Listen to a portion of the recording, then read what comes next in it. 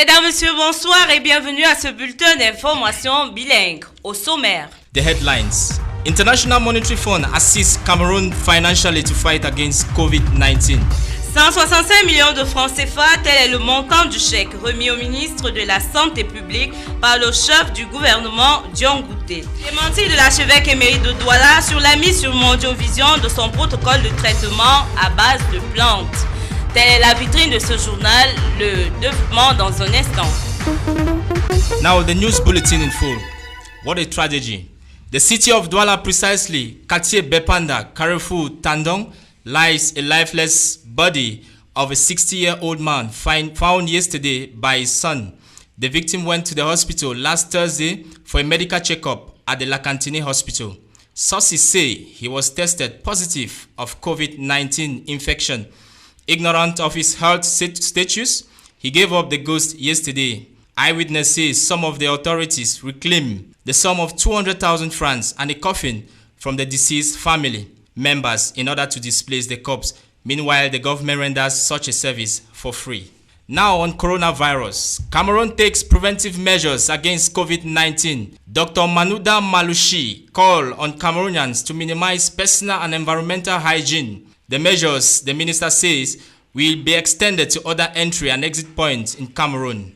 Talking to the media, the minister earlier said, "We have set up a surveillance system at Cameroon airports and port entry points. In some health facilities, we have also identified and prepared isolation rooms." Still on coronavirus, Cameroonians have been flooding into the Roman Catholic Archdiocese of Douala, where Archbishop Samuel Kleda claims he has found herbal cure for COVID-19. He further calls for vigilance in order not for the population to be connected to pirates. The man of God promised to give information regarding the update of his product. He further warns the public against pirate product.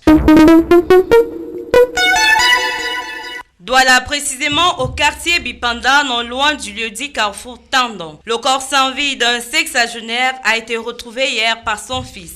La victime, qui s'est rendue jeudi dernier à l'hôpital Lacantine de Douala pour des raisons de santé, aurait été renvoyée à la maison après des tests selon certaines sources d'information. Il était ignorant de son statut positif au Covid-19. Un riverain affirmerait tout aussi que les autorités auraient exigé l'achat d'un cercueil à la famille et plus de 200 000 francs CFA pour venir récupérer le corps. Une opération pourtant gratuite d'après le gouvernement. Prise en charge du coronavirus toujours. Le gouvernement, par la voix du ministre de la Santé publique, le docteur Manouda Malouchi, réitère la clarté du message. En ce qui concerne les tests de dépistage, la prise en charge du malade, le principe de rigueur est la gratuité. Cela doit être observé par toutes les unités d'isolement et de prise en charge des malades du Covid-19. Même le scanner en cas d'urgence doit être gratuit. Une déclaration qui vient clore le débat dans les ménages. 165 millions de francs CFA. Telle est la somme allouée au Fonds spécial de solidarité nationale par les ministres du gouvernement de Chief Joseph Dion Gouté. Le chèque irrelatif a été remis au ministre de la Santé publique, Manouda Malouchi, au cours d'une sobre cérémonie à Yaoundé au salon des audiences du Premier ministère. Notons que ce chèque vient à la suite des 100 millions de francs CFA des sénateurs pour lutter contre la pandémie et faciliter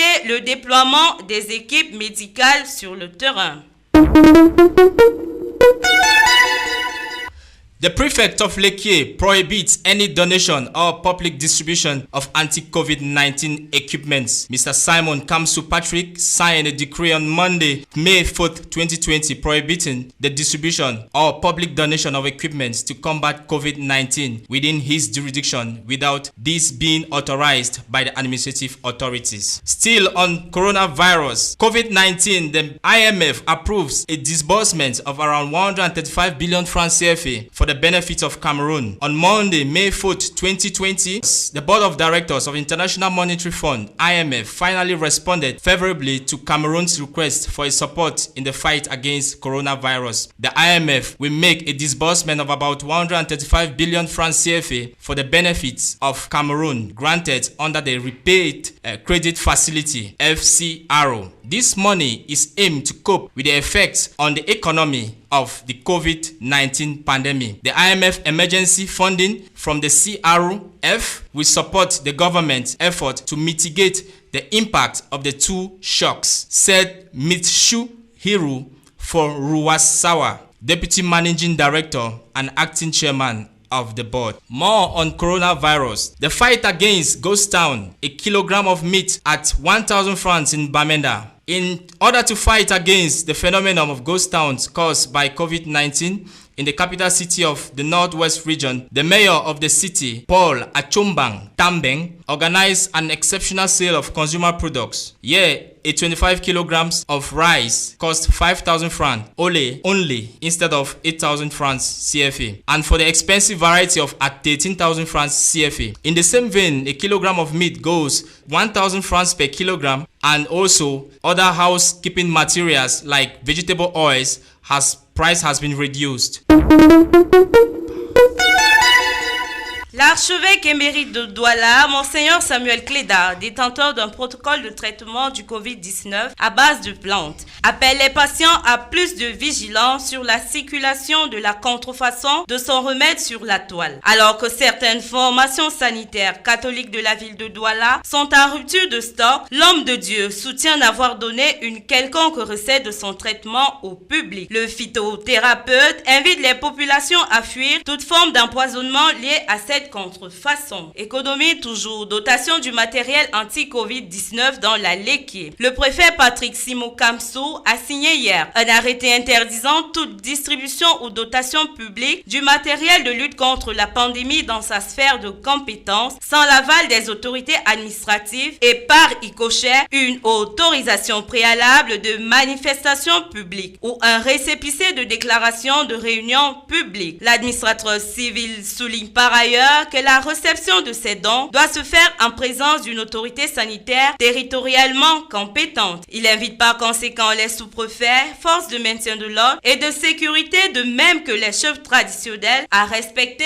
cette décision. Le Fonds monétaire international FMI a octroyé une enveloppe de plus de 135 milliards de francs CFA au Cameroun. Tel est le résultat du rapport du conseil d'administration de l'institution financière qui s'est tenu hier. Il s'agit d'un décaissement au titre de la facilité de crédit de 225 millions de dollars afin de soutenir les autorités à répondre aux besoins urgents de la balance des paiements du pays résultant de la pandémie du Covid-19 et les chocs des termes de l'échange en raison de la détérioration des perspectives macroéconomiques. Le Conseil ne cache pas ses ambitions d'un regard particulier sur la gestion de ce soutien, a déclaré le directeur général adjoint et président émérite du dit Conseil, Mitsuhiro Furuwasawa. Soulignons que le FMI a aussi approuvé la demande des autorités sur la prorogation de l'accord qui doit expirer le 25 juin 2020 jusqu'au 30 septembre de la même année avec une nouvelle phase d'accès. Lutte contre la vie chère dans l'optique de lutter contre le phénomène des villes mortes à Bamenda, chef-lieu de la région du Nord-Ouest. Le maire de la ville, Paul Achombang Tambeng, a organisé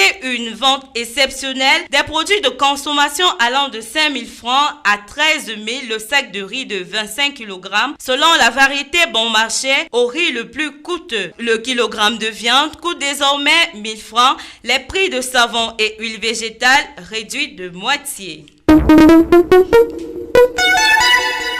International news. Pandemic pushes more than 34,000 Venezuelan migrants home. Migrants say this mass return from neighboring countries is due to lack of employment and the struggle to make ends living during the crisis caused by COVID-19. Éducation du boom au cœur pour les enseignants vacataires du MINDU. 3241 sont en voie de contractualisation. Selon le ministre de l'Éducation de base, le professeur Laurent-Serge Etundigwa, cette première phase de recrutement en partenariat avec la Banque mondiale s'appuie sur les différents critères que sont l'âge qui est de 40 ans, la détention du diplôme de qualification professionnelle qu'est le CAPIEM, afin de permettre à toutes les régions de bénéficier d'instituteurs de renommée. nommés suivant la publication des listes dans les prochains jours. Actualité hors de nos frontières, Venezuela, plus de 34 000 travailleurs migrants retournent au pays à cause du manque de travail et des troubles à travers le monde liés à la pandémie du Covid-19.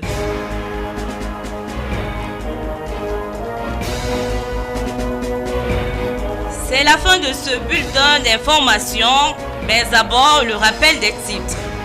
International Monetary Fund assists Cameroon financially to fight against COVID-19. That's all we have for you today. Thanks for listening and stay blessed.